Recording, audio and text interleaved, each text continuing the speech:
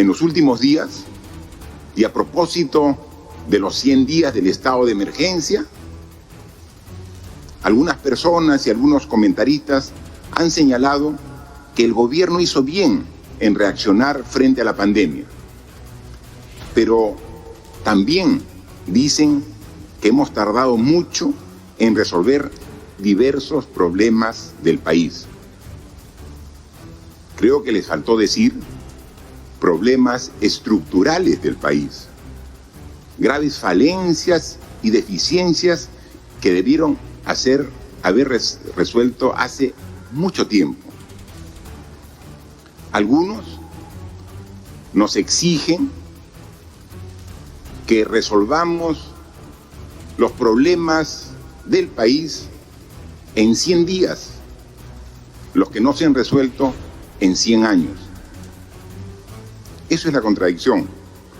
Nos reclaman por qué no hemos resuelto los problemas de salud, los problemas de la brecha en educación, los problemas de una adecuada digitalización, por qué no tenemos facilidades para transferir y evitar que hagan grandes colas los beneficiarios de los bonos, en fin, una serie de problemas estructurales que nos exigen por qué no lo hemos resuelto en 100 días, cuando al respecto no se hizo nada en los últimos 100 años.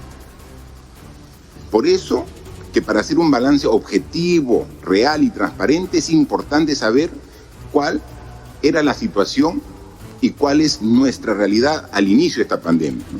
Que siempre serán bienvenidas las críticas, siempre. En cada paso que hemos dado, hemos encontrado más de un problema.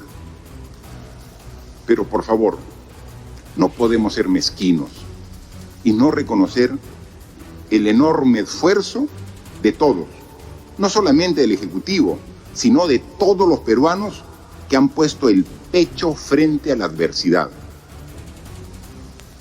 Desde aquel ciudadano que decidió salir lo menos posible en la pandemia, la empresa que cambió de giro su negocio para sobrevivir y mantener a sus trabajadores, hasta ese peruano, ¿recuerdan?, que vendió el oxígeno a un precio justo.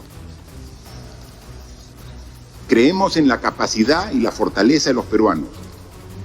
Seguiremos trabajando hasta acabar con este mal, reactivar nuestra economía y retomar la senda del crecimiento y el progreso en beneficio de todos los peruanos.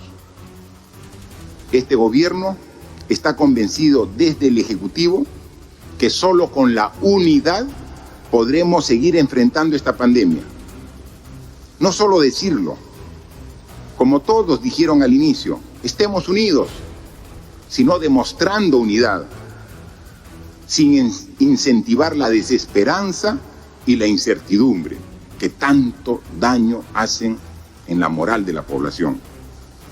En esta nueva fase necesitamos una vez más de cada uno de ustedes, hombres, mujeres, jóvenes, niños, empresarios, trabajadores, para cuidarnos y cuidar a los nuestros.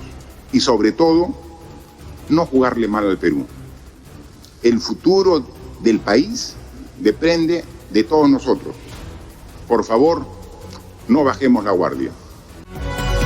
El 15 de marzo tomamos la decisión de establecer este estado de emergencia, definir una cuarentena, de cerrar las fronteras, porque nos enfrentábamos a un fenómeno que no era ni pasajero ni menor, era muy complejo, a una pandemia que no tiene precedentes en la historia y que pone en riesgo la salud y la vida de todos los peruanos.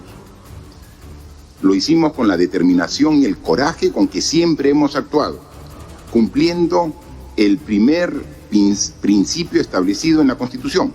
Acá está, la Constitución, que es la defensa de la persona humana, el derecho a su vida y a su integridad, como el fin supremo de la sociedad y el Estado. Ese concepto es el que ha marcado y definido todas y cada una de nuestras decisiones. Y no nos arrepentimos de ello. Nosotros hoy ratificamos que la decisión que tomamos el 15 de marzo era no solamente la mejor decisión, sino era imprescindible tomarla. De no haberlo hecho, no solamente tendríamos el daño que hoy podemos apreciar como consecuencia de este virus, sino sería multiplicado muchas veces el efecto negativo del mismo. Evaluaciones que se hacen de profesionales del Estado, como profesionales independientes del Perú y de otras realidades de otros países del mundo, concluyen lo mismo. Un país sin cuarentena hubiera entrado en caos y en una situación mucho más crítica de la que hoy estamos viviendo los peruanos. Hoy, sin embargo, después de 100 días, podemos ver que empezamos a tener resultados del gran esfuerzo que hemos hecho todos. Cada semana, para empezar el Consejo de Ministros, recibimos una información de la evolución de esta pandemia. Y en el caso de nuestro país, hemos visto ya desde hace 2 semanas indicadores, tendencias que nos dan aliento y esperanza en el futuro. Hoy, como tenemos las cifras que diariamente informa el Ministerio de Salud, podemos decir que de los 264.000 personas que han dado positivo en las pruebas que hemos determinado, ya más del 60% son personas recuperadas. Y solamente hay 104.000 personas que todavía tienen el virus activo, de las 151.589 que ya se han recuperado. Nosotros venimos siguiendo esa relación entre personas infectadas activas y recuperadas desde hace varias semanas y meses. Primero estaba por el orden del 20-30%. Iba subiendo poco a poco la cantidad de personas que se iban recuperando, porque en su conjunto también los infectados siguen subiendo. Pero la relación entre recuperados y totales cada vez era mayor. Nos dio mucha complacencia y satisfacción cuando los recuperados alcanzaron el 50% del total de personas infectadas. Hoy ya estamos en el orden del 60% de personas recuperadas y esta tendencia se da claramente en algunas regiones del país que tienen una curva de descenso de la persistencia del virus y claro, en otras no ocurre lo mismo y por eso tenemos que hacer ese análisis integral de todo el país. Aun cuando las cifras que deja la pandemia pueden ser duras y nunca las ocultamos, hemos dado pasos importantes que no se pueden negar y que merecen mencionarse. Le doy alguna de ellas. Hasta la fecha tenemos 1.560.653 personas que han sido muestradas. Cuando iniciamos el estudio de esta enfermedad a través de las pruebas a las personas que tenían síntomas, con 500 pruebas diarias, veíamos tan lejos estar en una situación de tener más de 1,5 millones de peruanos que han sido muestreados para ver si tienen el COVID-19. Ya hemos pasado esa cifra de 1,5 millones de personas. Y hemos pasado la cantidad diaria de 500 pruebas por día a niveles de 15.000 a 20.000 pruebas por día. Pero también la contención que nos propusimos desde el primer día nos ha permitido tener una mayor fortaleza en cuanto a recursos para enfrentar esta enfermedad. Pero a pesar de todo el esfuerzo Llega momentos en que la respuesta del sistema de salud público llega a un límite. Y mientras que aumentamos esa capacidad, también se requiere del compromiso y el aporte privado de las clínicas. Y lo dijimos desde un momento, y está en la plataforma, está incluida en las clínicas, están sus camas. Y hemos dicho nosotros, y esa es la decisión del gobierno, que cuando algún ciudadano afectado por el COVID va a un sistema, va a un establecimiento de salud del sistema público y llega de que ya está al tope completo, tendría que ir al sistema privado. Pero eso tendría que asumirlo, ese costo, el gobierno, porque estamos en una emergencia. Esa atención tiene que ser atendida por el gobierno. Pero lo que hemos pedido y estamos tratando es establecer una tarifa adecuada, una tarifa que sea la que corresponda.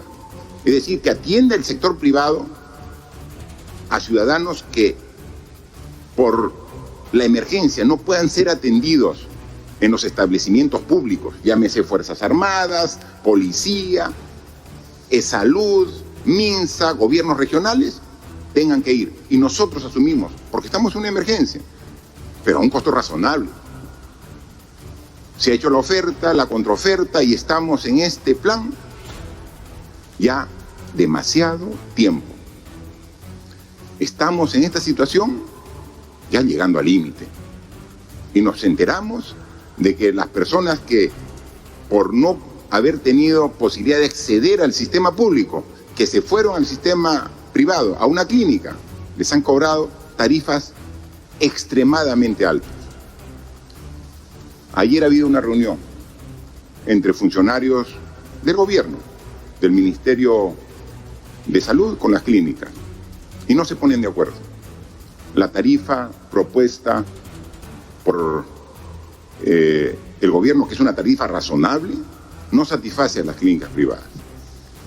Hoy es un tema que hemos tratado aquí en Consejo de Ministros y personalmente le he pedido al ministro de Salud que ponga todo su esfuerzo para llegar a un acuerdo satisfactorio y que incluso con sectores relacionados al tema, la relación también pasa por el tema económico, porque finalmente ese presupuesto va a salir del Tesoro Público, de que esté acompañado con profesionales del Ministerio de Economía y Finanzas. Pero no podemos esperar indefinidamente. Así que vamos a esperar 48 horas para que llegue un acuerdo y esperemos que así sea. De no ser el caso, pensando en la salud, en la vida, y pensando en el artículo número 1 de la Constitución, invocaremos al artículo 70 de la Constitución. Y es claro, el artículo 70, la Constitución Política del Perú, de la propiedad, capítulo 3, el derecho de propiedad es inviolable. Completamente de acuerdo, la propiedad es inviolable. Y el Estado la garantiza. Se ejerce en armonía con el bien común y dentro de los límites de ley. A nadie puede privarse de su propiedad. Totalmente de acuerdo. Sino exclusivamente por causa de seguridad nacional o necesidad pública. Si hoy, en la crisis más grave de la historia, no estamos en el contexto de necesidad pública, ¿cuándo estaríamos? En consecuencia, yo espero que en las próximas 48 horas haya un acuerdo satisfactorio para ambas partes y podamos también tener de reserva las clínicas privadas para seguir atendiendo a la población. Vamos creciendo la oferta pública y ese es nuestro esfuerzo, pero si nos rebasa tenemos que usar la oferta privada a precios razonables y esperemos que se llegue a un acuerdo conveniente, racional. Por eso es que cuando decimos que hay un plazo y lo vamos a cumplir, es que esperemos que antes se llegue a un acuerdo, es que hay los mecanismos legales para poder garantizar el uso de esos servicios en bien de la ciudadanía, no con el ánimo de quedarnos con una propiedad privada de manera definitiva y permanente. Ese no es dar el servicio a la población al precio justo en el plazo que dure la pandemia. O sea, es ahora donde necesitamos. Entonces, hay medidas que tienen que darse en el corto plazo. Hay la norma te la justifica, te da el respaldo. O sea, ¿se puede aplicar? Sí. Porque el bien supremo es la persona humana. Y tenemos que ver. Y el derecho de propiedad se respeta. Damos el servicio en este periodo. Y obviamente después la propiedad, eso no se toca, pasando el periodo de la pandemia, ¿no? Entonces, para atender en este periodo. Pero también hay que pensar ya en el mediano y largo plazo. ¿Por qué estamos así? Porque tenemos un mal sistema de salud. O sea, si tuviéramos un sistema de salud potente, no estaríamos requiriendo eso, entonces tenemos que cambiar. ¿Por qué estamos así? Porque tenemos un país de 32 millones de habitantes tan extenso, solo con 2 proveedores de oxígeno. No puede ser, pues. O sea, tiene que haber, o sea, ¿incentivamos la inversión privada? Por supuesto que sí, si es la base del motor de la economía, la inversión privada, claro que sí, pero con competencia. O sea, que hayan diversidad de alternativas para que la población pueda escoger. Entonces, eso es lo que tiene que corregirse en el mediano y largo plazo. Pero ahora necesitamos el servicio y tenemos que esperar el acuerdo para que sea a precios razonables, ¿no? Y eso, tengan la seguridad que terminando esta reunión, el ministro de Salud está a disposición de sentarse para conversar, a llegar a un acuerdo, pero si no, hay las opciones que la ley nos da. En relación con las clínicas, señor presidente, me uno a su indignación en el sentido de que nos indigna profundamente el afán de lucro en medio de una pandemia que enluta a miles de peruanos y peruanas en este momento que enfrentamos la epidemia. Invitamos a las clínicas privadas a volver a la mesa de diálogo. Concentrémonos en lo que hemos venido haciendo hasta el momento en el comando COVID, en salvar vidas, en construir patria. La población espera de ustedes más solidaridad, que dejen un momento de sacar cuentas y concentrarse en sus márgenes de ganancia. Es el momento de la vida. Los invitamos a seguir el ejemplo del señor Luis Barzalo, que ha sido mencionado por usted, señor presidente, empresario que no aumentó sus precios de oxígeno en medio de esta tragedia. Es realmente un empresario ejemplar con los cuales queremos seguir trabajando y los hemos invitado el día de hoy a volver a la mesa de negociaciones y poder seguir construyendo patria. Días nos han dejado muchas lecciones aprendidas para el país y espero que para cada peruano y peruana. Hoy, más que nunca, somos conscientes de la importancia de fortalecer el quehacer del Estado con políticas públicas robustas e inclusivas.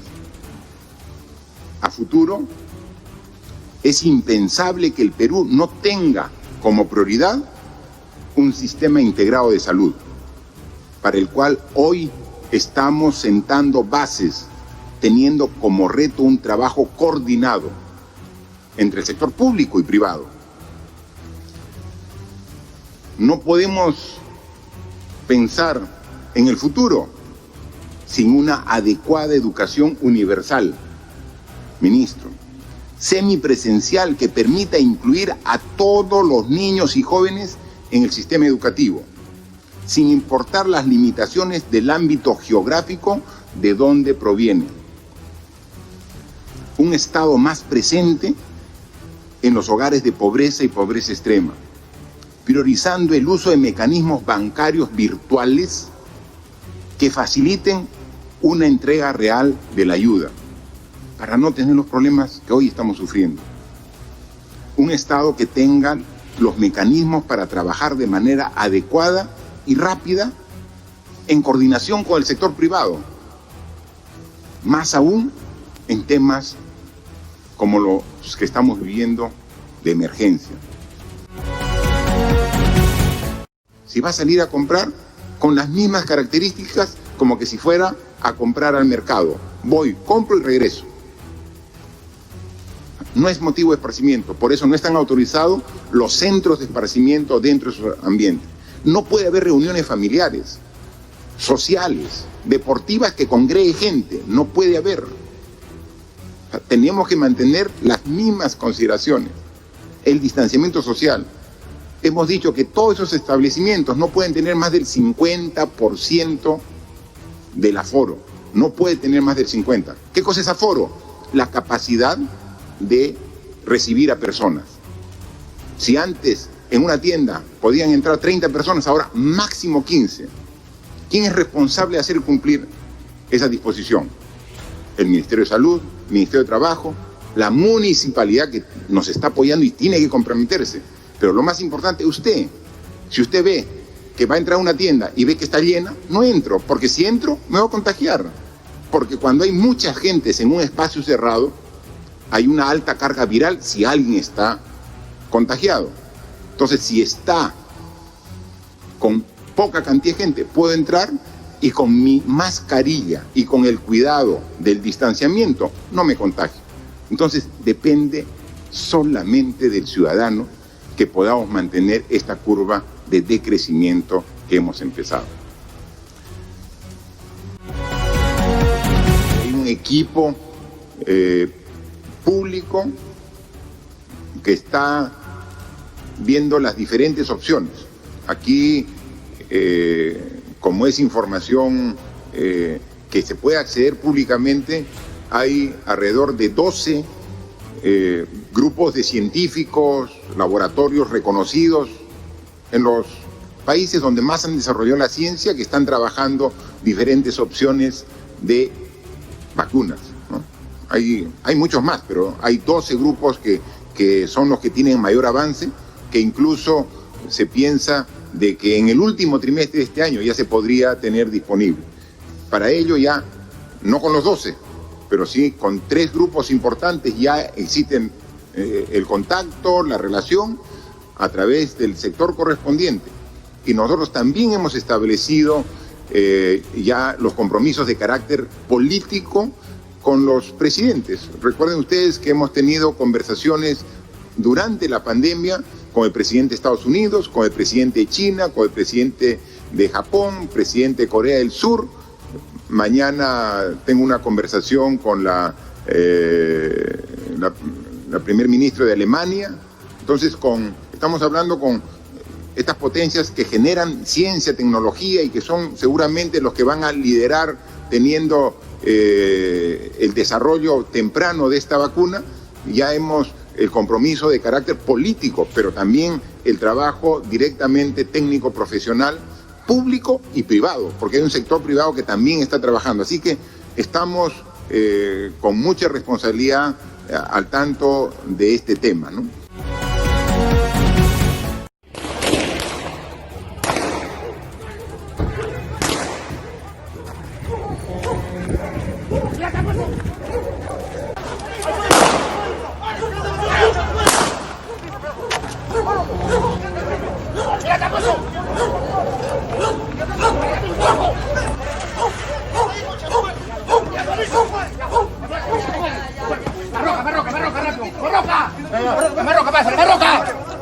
¡Ya, por atrás! ¡Por atrás! ¡Por atrás!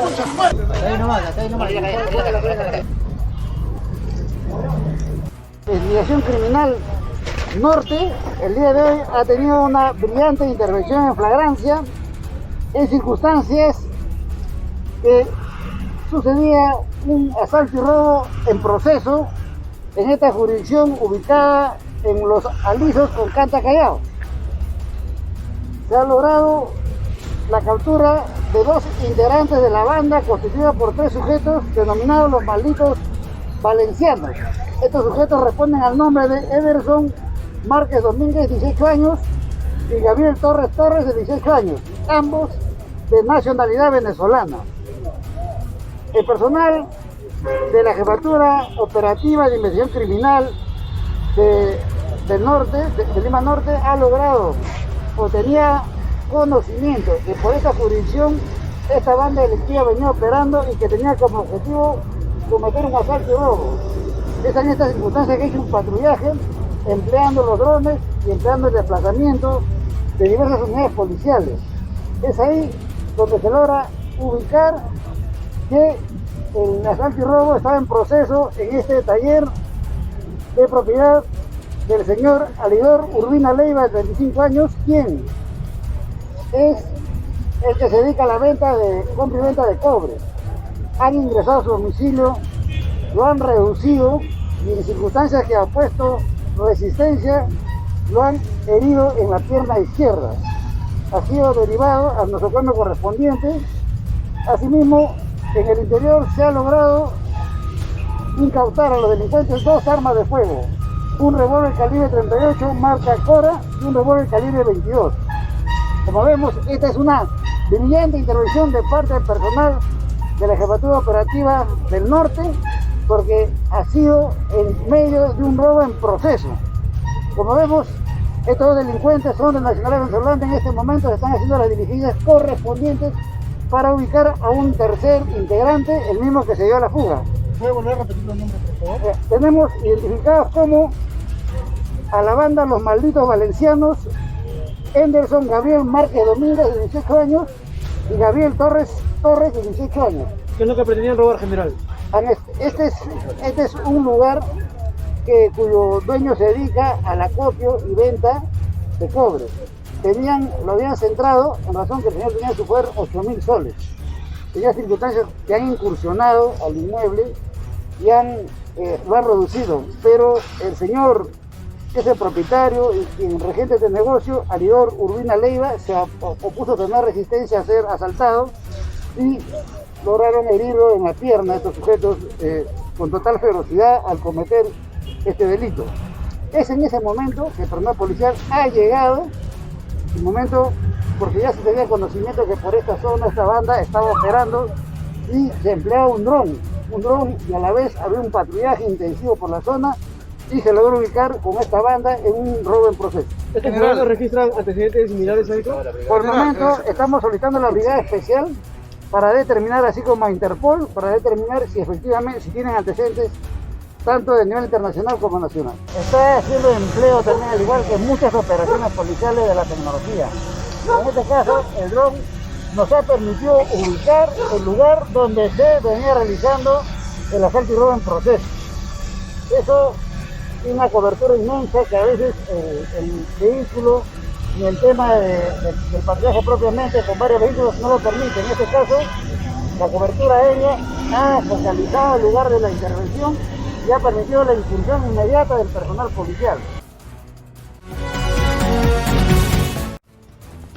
La cuarentena está rota, la cuarentena se ha levantado del paso. Vemos esto en las calles, esta es la realidad. Para el alcalde de Lima, Jorge Muñoz, la reapertura de comercios y liberación de vías ha invitado a más personas a dejar sus casas, por lo que considera poco prudente la extensión de la cuarentena más allá del 30 de junio. Lugar invocó al Ejecutivo a reenfocar su estrategia y considerar una cuarentena focalizada. A aquellos lugares donde hay más necesidad de atención, más pruebas rápidas, un trabajo más intenso en los mercados, por ejemplo, o en los paraderos, ponerle el foco a eso. Sobre mantener el toque de queda y la inmovilización total los domingos, como plantean los alcaldes de Lima Norte y Este, Muñoz sostiene que son medidas que también deben reevaluarse. El toque de queda es una situación nocturna. Hay que ver cómo se trabaja durante el día, que es algo que vemos que la gente sale, porque tiene que salir. Después de 100 días, hoy día es el día 101, no podemos pretender que todos nos quedemos en la casa. Por su parte, el alcalde de La Victoria, George Forsyth, se mostró a favor de que se amplíe el estado de emergencia con el objetivo de que policías y militares continúen en las calles, enfrentando la delincuencia que va en peligroso aumento. Estamos en una crisis y todavía para recuperarnos va a tardar, y como lo acabo de mencionar, la delincuencia ya la estamos viendo y se viene, entonces tenemos que prever, no siempre reaccionar. Ambos alcaldes participaron del inicio de la campaña de salud preventiva Lima Te Cuida, que atenderá a 5.000 vecinos de La Victoria en el descarte de casos de COVID-19 e identificación de enfermedades como obesidad, diabetes e hipertensión. Esta iniciativa, que comenzará en el Estadio Alejandro Villanueva, continuará en Lima Cercado, Comas y otros distritos considerados como alto riesgo de contagio. En estos 100 días de cuarentena, los casos de violencia se mantuvieron latentes y no cesaron. En esta cuarentena, lamentablemente, no ha parado la violencia. Las cifras más escalofriantes son de violaciones hacia niñas. Son más de 400 violaciones. Estamos trabajando justamente el tema de la sana convivencia. La ministra de la Mujer dijo que en esta lucha contra la violencia es elemental que autoridades y comunidad organizada se integren para la protección de la mujer. En un acto simbólico, Gloria Montenegro entregó subvenciones a los hijos de víctimas de feminicidio ocurridos en los años 2017, 2019 y 2020. El Ministerio de la Mujer, aparte de esta reparación, aparte de esta asistencia económica, velamos porque estos niños tengan su sistema integral de salud, que terminen todo el tratamiento psicológico hasta que se superen, hasta que estén bien. También velamos para que sean y tengan estudios primarios, secundarios. Según el decreto de urgencia publicado el pasado 7 de enero, los hijos de las mujeres fallecidas a causa de feminicidio recibirán subvención económica hasta que culminen sus estudios superiores. Las víctimas de la violencia contra la mujer en las regiones de Lima, Junín, Puno y Ucayali serán los primeros beneficiarios que recibirán apoyo económico del Estado por un monto de 600 soles cada 2 meses. La Organización Mundial de la Salud advirtió el miércoles que la semana que viene el mundo llegará a los 10 millones de casos del nuevo coronavirus y estimó que el continente americano todavía no alcanza el pico de la pandemia. La pandemia para muchos países de América no ha alcanzado el pico, no están alcanzando un nivel de transmisión bajo dentro del cual se puede salir de forma sostenible de las medidas sociales y de salud pública extremas. Por lo que caracterizaría la situación en las Américas en general y en América Latina en general como todavía en evolución, que aún no ha alcanzado su punto máximo. Y es probable que resulte en una cantidad de casos sostenida y más muertes en las próximas semanas.